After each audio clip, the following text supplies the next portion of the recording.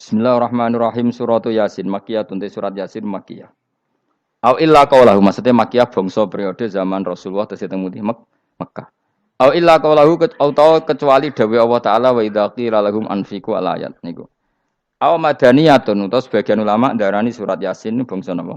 Madaniyah. Isnatan iku loro wa samanun lan 80 apane ayatan ayat. Jadi surat Yasin kabeh berjumlah berapa? 82 ayat. Bismillahirrahmanirrahim Yasin. Ya semua ulama makna Yasin itu makna nama lain dari Rasulullah Muhammad Shallallahu Alaihi Wasallam. Meskipun secara ikhtiyat, secara hati-hati, mufassir biasanya bilang Allah a'lamu bimuradihi bi. Allah a'lamu dat sing pirsa bimuradihi kelan kersane Allah bi iklan Yasin. Tapi kita tahu secara ahwalul ulama, ya saya ulang lagi, kita tahu secara tradisinya ulama tetap mengatakan Yasin maknanya ya Muhammad. Buktinya terusannya apa? Innaka laminal mursali. Innaka ke siapa coba? Ke Nabi kan, Nabi Muhammad. Berarti Yasin wahai Muhammad kamu adalah mursalin. Apalagi ada istimal yang sudah konsensus seluruh dunia. Misalnya sholatullah, salamullah ala toha rasulillah, sholatullah, salamullah ala yasin habibillah. Jadi makanya saya berkali-kali bilang, saya pernah ngisi pengajaran tafsir di Madura juga bilang gitu. Ada disiplin ilmu tafsir dan itu kadang ketatnya ikhtiyat. Ikhtiyat itu hati-hati. Sehingga tetap bilang Allah alamu bimuradihi bidalik. Tapi meskipun demikian, ada konsensus masif dari para ulama yang menggunakan Yasin Toha itu untuk Rasulullah Shallallahu Alaihi Wasallam. Karena secara siakul kalam pasti demikian. Misalnya di juz 16 ya, surat Toha itu ya, 16 ya. Toha, ya Muhammad, ma anzalna alaikal Qur'ana litasqa. Coba kalau Toha ada artinya Muhammad, lalu siapa? Ada kata ma anzalna alaika, apa? Coba sekarang Toha ganti ya Muhammad kan pas ya Muhammadu ma anzalna alaika al-Qur'ana litasqa. Jelas ya? Secara siakul kalam Toha menunjuk siapa? Muhammad karena tulisannya coba ya. Toha diganti kata Muhammad. Ya tentu diganti secara makna. Ya Muhammadu ma anzalna alaikal Qur'ana litasqa. Yasin juga ganti aja. Ya Muhammad demi Quran yang hakim innaka ya Muhammad laminal mursalin. Sehingga meskipun mufassir secara disiplin ikhtiyatnya, kehati-hatiannya bilang inna kalaminal apa awa a'lamu bimuradihi bidzalik, tapi secara ahwalul ulama tetap Toha dan Yasin adalah ismun min asma'i Rasulillah sallallahu alaihi wasallam. Kayak tadi apa salatullah salamullah ala Toha Rasulillah salatullah salamullah ala Yasin habibillah. Jelas ya. Jadi antara istimalnya ulama itu beda dengan keikhtiyatan mufassir. Dan tentu kita milih yang istimalnya ulama. Karena itu lebih gampang supaya kata alaika khitab itu kena apa? Kena. Mukhatabnya siapa? Terus ketiga kata Ibnu Jarir At-Tabari, enggak mungkin Allah mengkhitabkan sesuatu dengan sesuatu yang enggak bisa difahami. Karena orang Arab dan zaman itu faham Yasin adalah Rasulullah, Toha adalah Rasulullah, sehingga ada khitab itu. Buktinya orang kafir zaman itu enggak pernah menyoal gini. Muhammad katanya Quran itu indah, mudah difahami. Ternyata ini ada lafaz-lafaz yang kita tidak paham. Nyatanya orang kafir tidak gugat seperti itu. Itu menunjukkan bahwa penggunaan Toha dan Yasin adalah ma'ruf dan difahami. Paham ya? Jelas ya?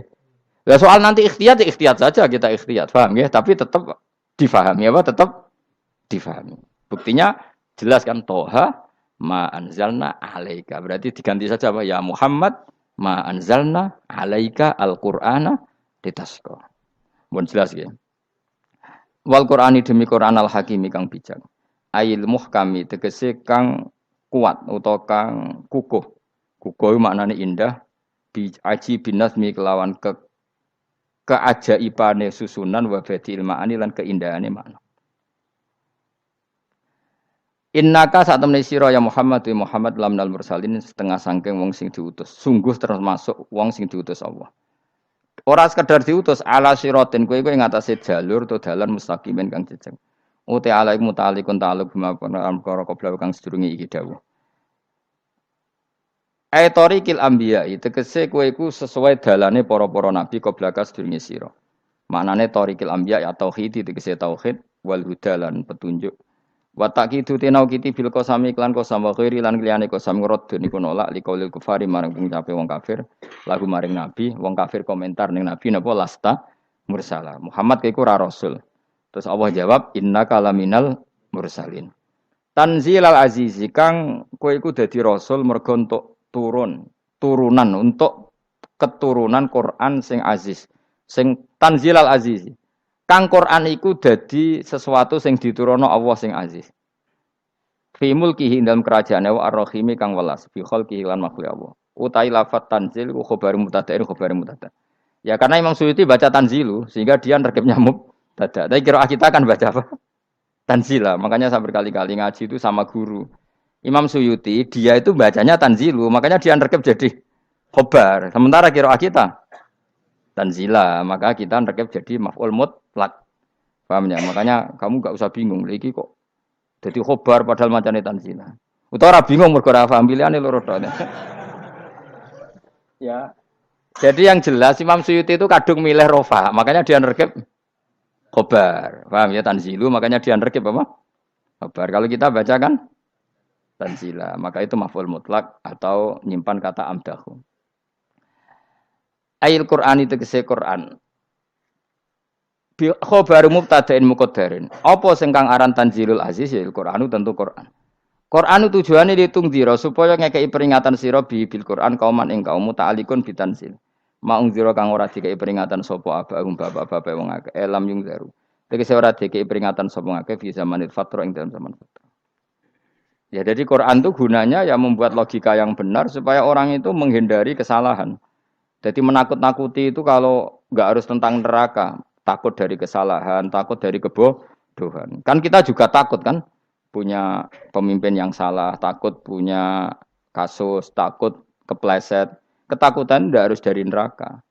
Makanya saya berkali-kali bilang, saya sering dulu dinasihati Mbah Mun, hak, enak kepen alim, ojo sering maca tafsir, mari goblok dari Mbah Mun. Maksudnya mari goblok itu gini, mufassir itu manusia, kadang dia itu satu ayat umum, dia mendiktekan ke satu kasus, padahal kasusnya lebih umum. Makanya berkali-kali sama nani umpama ngene, contohnya ngene. Karena nanti itu mengikat. Misalnya gini ya, saya ulang lagi ya. Ben gayamu kayak wong alim. Ini kan malam 23. Saya itu enggak pernah loh ngitung sengaja tapi ini malam 23 kita insya Allah nginjak juz berapa? 23. Ini insya Allah barokah sekali. Tapi rasa harap-harap Lailatul Qadar. Biasa wae. Ora kelas e. Wis ben sing entuk Lailatul Qadar ben wali-wali wae. Kene entuk cipratane wis napa cukup. Lah wong trawe arang-arang njaluk. Iya kalau kita mintanya dianggap Allah minta, kalau dianggap ngelama. Coba andekan kapasitas Anda itu RT, minta jadi presiden, itu ngelama apa doa? Tidak jawab saja. Ngelama. Jatah kamu untuk azab, kok jaluk Lailatul Qadar, itu ngelama apa Anda? Mestinya jalukmu orang untuk azab, itu bagus. Paham ya? Banyak ulama diajak istisqa gak mau. Banyak itu ulama. Ayo istisqa kita karena sudah lama gak hujan. Kata ulama tadi. Jatah kita ini kena hujan batu dari langit. Enggak hujan batu sudah bagus, enggak usah minta. Lama macam-macam. Lah rai-rai ngene iki pantese entuk Lailatul Qadar apa entuk adab ayo jawab. Ayo. Ora entuk adab wis bagus. Yo dadi dongane ya Allah. Ampun jenengan siksa la tu'akhidna. La tu'akhidna maknane njuk Lailatul Qadar apa ora disiksa? Ya makam kita itu masih Rabbana la tu'akhidna. Iku supaya gak disiksa innasina waktu kalau kita salah. Kowe kan gak kalau. Wah sudah salah. Jadi donga innasina waktu sange apikane pangeran wae ditambahin. Kalau kita salah. Kalau kita kan sudah tidak kalau lagi sudah. Sudah jelas salah berkali-kali lagi. Mbok wong diisin. Julak jaruk Lailatul Qadar gak diisin. Tapi oleh wong pangeran apian. Pangeran kan tapi misalnya pangeran ora aku luwe apian timbang aku. Dadi sowe disahno permintaan. Tapi gak dikabulno. Mau disahno tapi ora usah apa? Disahno iku iman jalin jan wong goblok piye meneh, macam-macam. Makanya doa paling fair itu ya Rabbana dzalamna anfusana wa lam taghfir lana wa tarhamna lanakunanna. Makom kita itu disepuro pangeran. Sing bener donga wong traweh-traweh lho ning Tuban ning Jogja wis bener apa innaka afuwun karim tuhibbul afwa fa'fu anna. Ora ana guru-guru kita donga ya Allah anilna lailatul qadar ya Allah ka ono sarahku kiye kita ora ono ngajarno ngono ya Allah innaka afuwun karim tuhibbul afwa fa'fu anna. Jenengan kandat sing kathah nyepurane lan seneng nyepuro himpun jenengan sepuro. Iku wis bagus sudah bagus. Lailatul Qadar gresuk ndelok srengenge. Terus ndelok angin. Angger daerah Gunung Kidul banter terus ana-ana. Mbok wong tahu diri, maksud kula nggih tetep minta Lailatul Qadar tapi tahu diri. Misale suwe bar sedekah, puasa bar salat 1000 rakaat terus utang mesti sahur ambek togo-togo sing mbok dolimi jaluki sepuro. Pas kowe tenan mergo wis ngrasa ora dolim nduk Lailatul Qadar. Tapi kira ngrasa ora dolim wis ujub sombong. Wong sombong ya ora berhak meraih. Lah terus piye Gus? Ya piye-piye biasa wae, pokok biasa wae. Makom kita kok ora kena adab itu sudah luar biasa. Ora penuh adab piye. Wis ngene iki luar biasa, napa? Luar biasa. Mpun nang ngandel kula. Mesti ngene iki keadaan seperti ini terus. Soale dongane wae Rabbana la tu'akhidna in nasina wa akhtana. Itu jadi itu sudah luar biasa. Nah, ini kan teruskan dawuh Mbah Mun. Misalnya Allah bilang gini, fattaku, maka takutlah kamu. Biasanya mufasir ditambahi minan nar, maka takutlah kamu masuk. Sebetulnya yang perlu dihindari dari kita, takut itu ya, takut salah, takut bodoh, takut terdolimi, takut mendolimi orang lain, takut hidup tidak ada gunanya. Tapi mufasir tentu milih yang populer, takutlah kamu dari api neraka. Coba misalnya gini, kita nanti masuk surga. Kemudian zaman di dunia kita tidak pernah berkampanye ya atau berkontribusi untuk agama Allah. Cara saya itu izin. Kata Imam Malik, saya masuk surga. Kemudian orang yang mencintai saya masuk surga itu saya malu. Rasulullah juga gitu. Saya sebagai pemimpin umat, saya malu masuk surga. Dan satu dari umat saya masih masuk neraka. Jadi ulama dulu tuh ketakutannya bukan sekedar masuk neraka. Takut malu, takut bodoh, takut keliru, takut. Saya misalnya nanti masuk surga itu malu. Andaikan saya tidak pernah ngajar tafsir Jalalain. Malu saya. Karena kalau tanya Allah, hak kenapa pun buswargo? Terus dibon swargo. Tapi kalau pernah baca tafsir jalan kan anak keren nih. Keren artinya saya pernah mengkampanyakan Quran, pernah mengkhidmati Quran, pernah ngitmai kitab engkau ya Allah. Saya pernah ngitmai umatnya Rasulullah yaitu sampean kabeh. Pernah mulang, pernah sowan. Saya tiap bulan sowan jenengan gak sopan tapi. Mulane kira usah bales sowan rono malah ganggu aneh-aneh. Kadang santri yo pidol, wis diulang cek sowan. Orang tuh kiai kalau sudah di rumah tuh milik keluarga biar fair. Bermulang cek assalamualaikum terus kiai ini kagok keluargane ku kapan? Boyo mikir bocah ora karu-karuan. Jadi seneng ya di ilmoni, napa seneng ya di ilmoni. Saya ulang lagi ya. Nah, kata yang ditafsir itu sering tidak mengikat. Makanya kata Mbah Mun, baca tafsir itu dikurangi. Maksudnya dikurangi itu bukan apa-apa, maksudnya tadi kalimat yang ditafsir itu tidak mengikat. Yang mengikat itu yang kalimat di Quran. Nah, kalimat Quran itu umum, napa? Misalnya gini, Allah lalu gini. Ikdilu, kamu harus berbuat adil. Lalu adil itu misalnya mufasir menafsiri, adil itu menyamakan di antara dua orang konflik. Misalnya di MK 01 dan 02 dianggap sama, itu namanya adil. Itu kan dawai mufasir. Atau misalnya gini, Allah bilang gini ke saya, hak kena jadi kiai sing adil.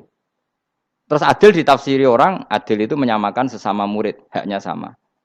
Nah, tapi bisa saja adil itu di luar itu semua. Misalnya gini, ternyata adil menurut Allah gini. Adil maknanya seimbang, apa? Adil itu maknanya apa? Seimbang. Lalu keseimbangan seorang hamba adalah dia ingat Allah lebih banyak. Karena ini bandul yang benar-benar nyata. Allah itu nikmatnya nyata. Sehingga ketika saya sebagai orang alim ingat saya alim itu karena Allah, dikasih ilmu Allah, dikasih cerdas Allah, dikasih semuanya dari Allah. Sehingga saya itu tidak merasa kumuluhur pada kalian karena semua ini dari Allah. Kemudian Allah sendiri yang memerintahkan, kamu harus mengajar. Maka saya ada arep-arep salam templek sampeyan, penghormatan sampeyan, apresiasi sampeyan karena saya hubungannya hanya dengan Allah Subhanahu wa Ta'ala. Itu namanya adil, meletakkan sesuatu proporsional. Itu juga adil namanya. Makanya seseorang itu enggak bisa dikatakan abid selagi belum tahu kalau ibadahnya minallah. Jadi misalnya ke ibadah tok. Ternyata kamu yakin itu ibadah kamu, amal kamu itu belum abid. Abid hakikat adalah alhamdulillah alladzi hadana li hada wa ma kunna linahtadiya laula anda tahu. Ketika kita sujud yakin ya Allah alhamdulillah jenengan menakdir saya sujud. Saya salat alhamdulillah engkau menakdir saya salat. Sehingga minallah dulu pikiran itu semua kebesaran kemendahan ini minallah dulu. Baru setelah minallah kita yakin billah. Setelah billah juga yakin ilallah. Misalnya gini ilallah itu. Setelah saya ngajar tafsir Jalalain, kepentingan saya satu. Hamba-hambanya Allah menjadi tambah mencintai Allah. Tidak mencintai saya, enggak penting sampean mencintai saya. Makanya Imam Syafi'i tiap ngajar bilang begini. Wadittu annal khalqa ta'allamu hadal ilma wala yahmadunani. Saya senang kalau kalian belajar fikih sama saya, tapi kamu tidak usah muji saya. Jadikan fikih ini alat taqarrub kamu kepada Allah. Itu namanya minallah wa ilallah. Itu adil. Tapi adil yang dijelaskan ulama beda-beda tadi. Ada mengatakan adil adalah proporsional antara murid, antara keluarga dan murid. Meskipun kamu senang mulang, jangan merantarkan keluarga. Itu tidak adil. Itu kan versi, no? Maksudnya Mbah Mun, kamu jangan terjebak versi-versi dalam tafsir. Paham ya? Karena Allah hanya ngendikan i'dilu wa aqrabu. Paham ya? Tapi kan penjelasan adil ini orang versi. Paham ya? Ada yang nulis adil adalah meskipun mimpin masyarakat ya ingat keluarga. Karena sing tukang wayo oleh nafsir adil, adil adalah karena laki tidak cukup istri satu, maka ya kan yo repot nanti. Tapi kalau kadung istrinya 3 atau 4, adil adalah harinya sama meskipun janda dan perawan. Jari sing lanang gak adil adalah proporsional. Sing wis suwi dikumpuli dikurangi. Yang baru ya mungkin kabeh enggak kalau nuruti. Mungkin enggak? Ya, tapi itu kan versi, nama. Maka kata Mbak Mun itu memang saya itu merasakan, saya sebagai mufasir merasakan memang saya kan sering baca Jalalain beda dengan tafsir Munir, nanti beda dengan tafsir Qurtubi. Saya beri contoh misalnya. Dan kamu pasti salah jawab ini. Kalau kamu benar berarti ya alim tenan. Wa idza darabtum fil ardi falaysa 'alaikum junahun an taqsuru binas shalah. Orang kalau pergi itu boleh enggak ngosor salat? Enggak, jawab saja. Boleh kan? Ngosor salat itu apa? Misalnya sholat asar 4 jadi berapa?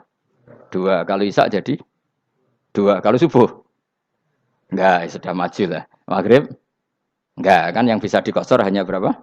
Yang rubaiyah, yang apa? Berarti kamu yakin? Antak suruh minas sholat artinya 4 jadi 2. Yakin? Enggak, jawab saja. Yakin. Nah itu termasuk orang pinter. Ya. Berarti ilmu lagi sak trip. Ya? Sebetulnya kata Imam Qurtubi enggak. Ayat itu kan hanya bilang gini, kalau kamu bepergian, maka kamu boleh menyendak sholat. Qasru itu memotong. Dari aturan yang dulu 4 menjadi 2. Sebetulnya ada hanya itu tok. Aturan tidak boleh membawa najis menjadi boleh. Aturan harus tumak ninah menjadi tidak harus tumak ninah. Misalnya kamu sholat dalam keadaan perang, wajib tumak ninah apa boleh sambil lari-lari? Boleh sambil lari-lari. Boleh gak ketika perang kamu sholat sambil menghadap tidak ke kiblat? Boleh. Makanya antak suruh minas sholat maknanya apa? Jika kamu pergi, maka dalam konteks itu kan perang ya. Ayat itu memang konteksnya perang. Wong in khiftum ayyaftinakumul ladzina kafar. Jika kamu dalam keadaan perang, maka boleh memangkas apa yang pernah wajib dalam aturan sholat. Paham ya? 4 menjadi 2. Keharusan menghadap kiblat menjadi tidak wajib. Membawa najis sholat sah enggak? Enggak kan? Tapi kalau dalam perang, kemudian pedang kamu ada najisnya, boleh dibawa enggak? Boleh. Jadi maknanya taksuru a'ammu min ayakuna qasra salat wa a'ammu min ayakuna wajibati salat yang sekarang enggak wajib. Semua itu namanya juga meringkas kewajiban. Berarti nak mana nih? Jika kamu dalam keadaan perang maka boleh memangkas sesuatu yang dulu wajib menjadi tidak wajib, yang dulu haram menjadi boleh. Tapi mufassir mencontohkan qasru salat hanya 4 menjadi 2. Dong ya. Oh ya, nek alim ngono tenan wis dokter tafsir sah. Engko tak iku sudah dhewe. Tapi ora perlu orang lain ngakui. Jadi itu contoh kecil. Jadi mufasir karena kebetulan dia taunya hanya qasru salat itu 4 jadi 2, dia itu. Padahal di tafsir lain diterangkan qasru itu artinya menyingkat atau mencendak atau memangkas. Dulu wajibnya sholat itu nggak boleh bawa sesuatu yang najis. Tapi kalau sholat dalam keadaan perang dan pedang kamu ada darahnya, boleh nggak dibawa? Boleh. Bahkan Allah menyuruh dibawa. Dan boleh nggak madhep kiblat. Fa in khiftum farijalan auruk banat lagi fa idza amintum fadhkurullaha kama 'allamakum. Ketika keadaan aman baru sholat sesuai standar. Nah, berarti kan ada qasru sholat, ada pemangkasan aturan sholat. Kayak misalnya begini. Dalam keadaan normal, boleh nggak kamu motong pohon pisangnya tetangga tanpa izin? Nggak boleh kan? Tapi misalnya ada banjir bandang, kemudian kamu bisa selamat kalau motong itu. Wajib izin apa malah haram izin? Haram izin, harus kamu langsung potong. Karena kalau tanpa begitu kamu dan yang punya wajib meridhoi. Kalau nggak meridhoi disalahkan syarak malah. Paham ya? Jadi ini penyolongan yang wajib. Tapi tak sebab potong kayak ngelangihin, terus gedangnya mbok pangan, lha iku berlebihan. Karena Allah memaklumi hanya untuk ngelangi.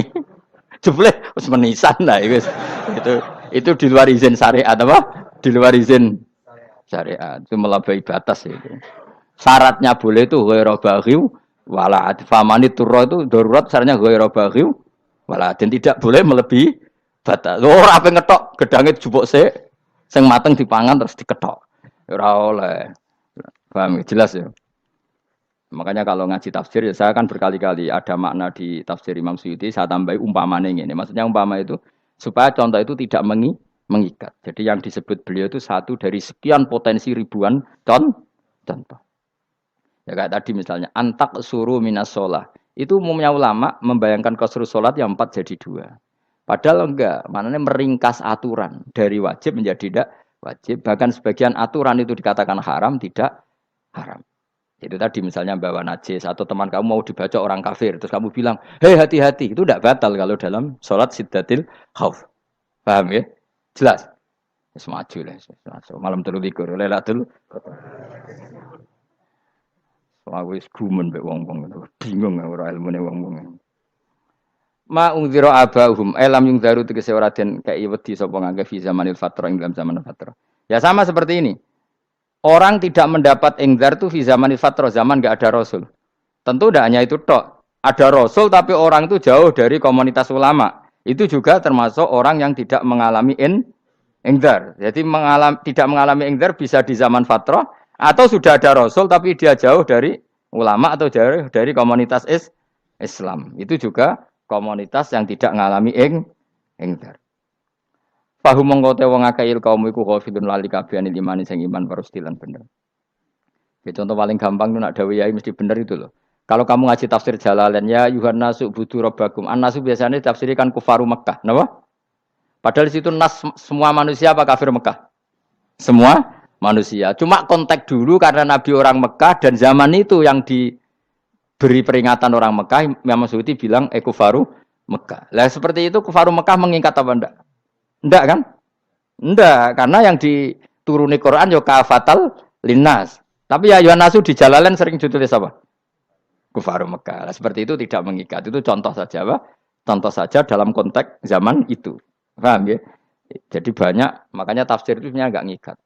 Ya tapi yang ngomong gitu harus orang alim. Kalau kamu yang ngomong malah kacau. Kemudian ngomong sombong. Maksudnya kan manusia, saya juga manusia. Ngapain saya harus ikut? Ya sarap itu. Iku ora wis sombong saraf, no? Wis sombong saraf. Lakot hakko teman-teman fahum, lakot hakko teman-teman nyata apa alqaulu apa titah, wajib tegese wajib manane nyata al aksarihim. Ing atase akeh-akeh wong akeh bil adab. Lakot hakko teman-teman dadi nyata apa alqaulu apa titah anane adab. Wajib tegese wajib apa adab al aksarihim bil adab fahum mongko te wong akeh la yu'minu ora iman sapa wong akeh. Il aksaru tegese utek akeh wong ora iman. Zaman niku Mas. Ya, maksudnya zaman itu. Tapi jengben nggih mboten ngerti. Tapi yang mungkin badhe Isa itu semua orang iman, tapi ya banyak yang setelah iman itu tidak bermanfaat lagi karena wis napa? Matahari terbit dari napa? Barat. Hina la yanfa'u nafsan imanuha lam takun amanat min qabl. Inna saat temen ingsun jalna ga ingsun fi anaqihim. Ing dalem gulu-gulune wong akeh tak gawe aghlalan ing belenggu. Bi ayu dhamma gambar bi antu dhamma gambar arfento dewi kumpulno ilaha maring anak apa alai di tangan. Di anal gila karon saat menegil iku yajma'u iso ngumpulno apa gil al yada ing tangan kal unuk maring geger maring napa gulu guri lho jenenge unuk. Wong Arab nak darani kene iku unuk, nak darani kene iku nakher. Ya jare wong Arab, ya kene iki unuk, kene iki nakher. Lah gulun niku ngeten, tangan didakok teng napa? Napa? Gulu. Napa jenenge cidok niku cidokne. Sing guri. Faya mengkote tangan ilaidi kumas muatun ting kumpulno ilal atqoni maring dagu. Niki lho jenenge dagu. Jam udzakonin wa ya mustama'ul lahyan. Kumpule 2 dagu atau 2 wang nek jomanan. Fahum mongko te wong akeh mukmahuna iku dadi bunder sapa wong akeh. Manane rafiuna ngangkat wong akeh ruusahum ing sirahe wong akeh. Lastatiuna ora iso mampu sapa wong akeh khodaha ing ngendhekno ruus. Menan dhewe maksudi wa ta iki mutamsilun bayangan, mutamsil gambaran. Mulane kula gumun mbek ulama riyen. Tak contohno ya, nak ulama dhisik ku top. Wong dhisik nak darani bun rokok digludungno. Wong kafir sok ben digludungno ning neraka. Iku ya pancen ngalim tenan wong dhisik. Mergo gambarane ngene, ora usah mbok praktekno sampean, praktekno saiki wae. Nak praktekno sampean kowe sampean mlebu neraka. Dadi ngeten, wong nak lungguh ngene, wong Arab nak darani iki ason-ason. Terus ngeten. Ngeten. Niki jenenge apa? Dengkul. Dengkul itu kena dagu, terus tangan kena jidok. Dadi ngeten. Jadi wong wis dalam keadaan bunder. Paham ya? Lah mulane malaikat karek nyaduk terus gludung-gludung ngono. Paham ya? Jadi mergo yo napa? Dengkul nempel dagu, paham ya? Tangan nempel jidok. Terus ditaleni. Paham ya? Terus ya karek gludung dong, mulane wong kuno nak darane bun neraka iku. Oke bayangno saiki sok ben ra usah, gak usah mlebu maksudnya, paham ya? Mulane ape mlayu ora iso, wis posisi ngono, paham ya? Sebenarnya rasa delok, maksudnya itu praktekno saiki. Orang delok lho. Lah dawuh Imam Suyuti wal muradu te kang den kersakno iku annahum sak temne wong akeh la anu nek ora tunduk sapa wong akeh lil imani maring iman. Wala faduna nek ora tunduk sapa wong akeh ora ndilukno ru'usahum ing sira wong akeh lahu krana iman. Iki tapi dawuh Imam Suyuti. Tentu tidak semua ulama sependapat. Jadi cara Imam Suyuti semua yang dikatakan Quran ini muktamsil. Artinya mereka tidak tunduk, maknanya tidak menerima iman. Ya, tapi itu cara Imam Suyuti. Ulama lain yang mengatakan tidak. Memang orang kafir ketika masuk neraka dalam keadaan seperti itu dan digeludung. Ya tidak apa-apa sama-sama benar. Ya sama-sama benar karena ya Quran itu milik bareng, ya. Milik bersama. Jadi apa ya? Kan banyak kalimat kayak tadi mengkosor solat, meringkas solat. 4 jadi 2 yang meringkas, paham ya? Dari aturan ketat menjadi agak longgar juga meringkas. Jadi semuanya namanya memotong apa? Memotong dari 4 menjadi 2 yang memotong, paham ya? Dari aturan wajib menjadi tidak wajib juga memotong. Nah, itu kan sama-sama benar. Lihat nanti konteksnya. Waja'alna lan gawe sapa ingsun mimpeni aitim saking ngarepe wong akeh sadan ing tutup. Wa min khalfihim saking gurine wong akeh sadan ing tutup. Fathisin sadan wa dhammiha lan dhamai sin sudan fil maudhi'in dalam panggonan loro. Faksena mongko ngekeki gelap ingsun ing wong akeh, fa mongko te wong akeh laib sirun ra ningali sapa wong akeh. Tamsilun iki ya contone aidon disat diturukil iman maring ketutupe dalan iman alih ngatasi kufar. Nak cara musuti kabeh iku mau tamsil. Dadi ngene.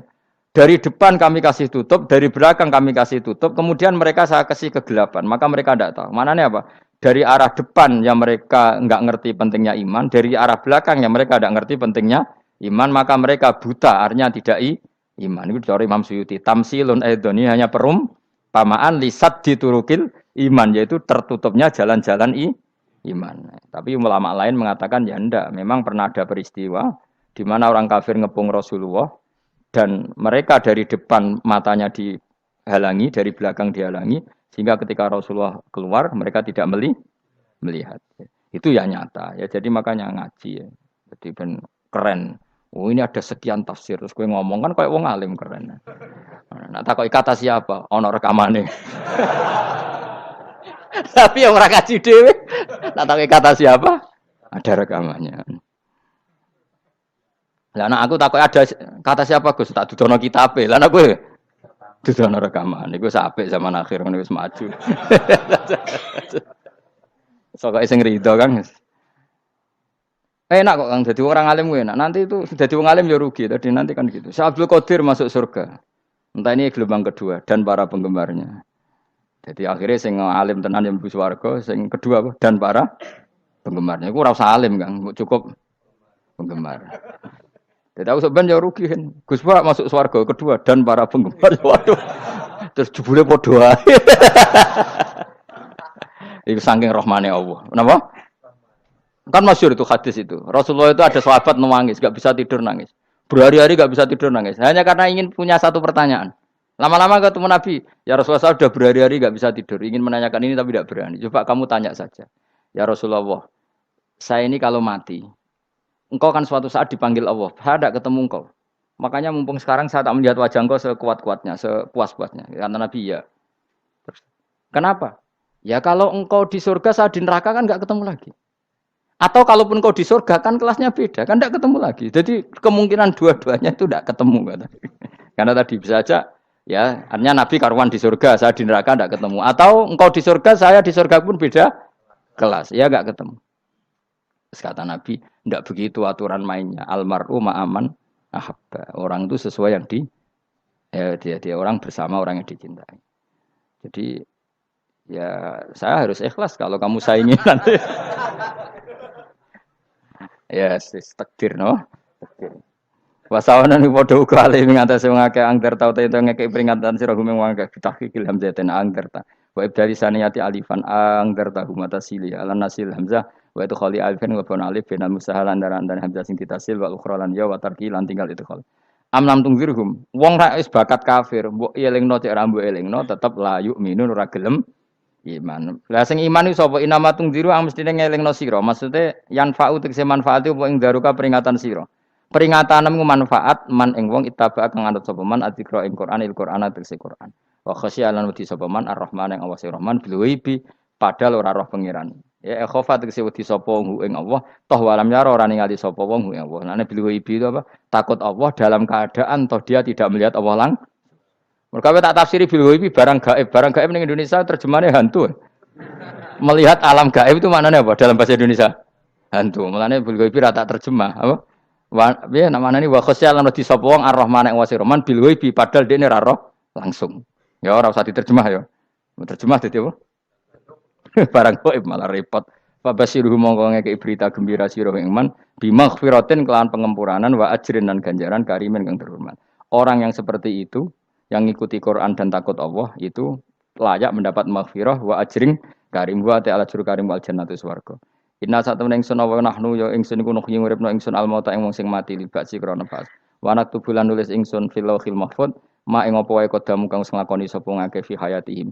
Di lauh mahfuz apa yang pernah kamu lakukan ditulis min khairin kaapian wasari dan kaelean liyujazau supaya diwales sapa ngake alih ing atase iki. Wa atharahum lan yo tak tulis bekas-bekas kelakuanem. Matek saya perkara ustuna kang digawe sunah apa bima badam sak usah mengake. Jadi perilaku kamu ditulis setelah kamu mati ya masih ditulis yaitu bekas-bekas sunnah kamu yang pernah kamu lakukan. Jadi misalnya kok penemu judi, selama ada orang judi ya kamu dapat. Paham ya? Paham ya? Loro gak ya? Makanya ulama ngendikan dulu tubalil amwat tubaliman mata wa matat ma'ahu dunubuh. Bejo wong mati kemudian dosa-dosane melok mati pisan. Maknanya dia mati dalam keadaan tidak pernah melahirkan sunnah keburukan. Paham ya? Tapi bejo wong sing mati kemudian dia meninggalkan sunnah kebaikan yang diikuti terus. Kok sampean ini lho bener. Gak paham jalan lah nggo jalan kalau durung ngaji. Sehingga sebenarnya anak gak paham lah ya gowo. Lho kok gowo jalan cung dhisik bapak ra paham lah ya gowo.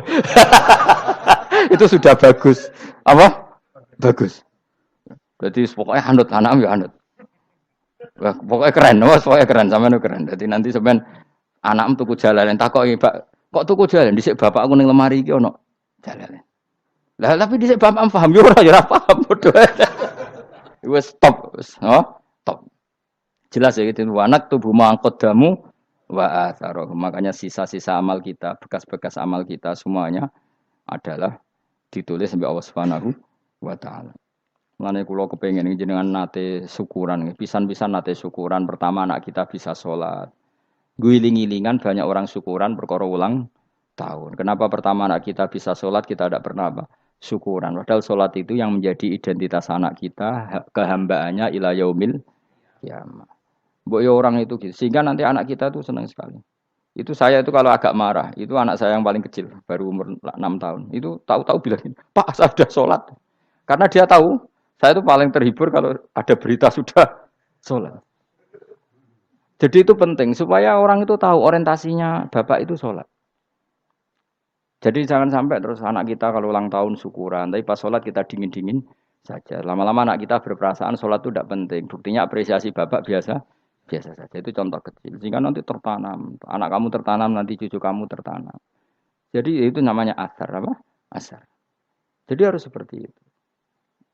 Jadi ya itu namanya asar. Makanya Nabi Ibrahim nggak berani minta uang sama Allah, minta rezeki nggak berani. Tapi kalau dia menyebut sholat dulu baru berani.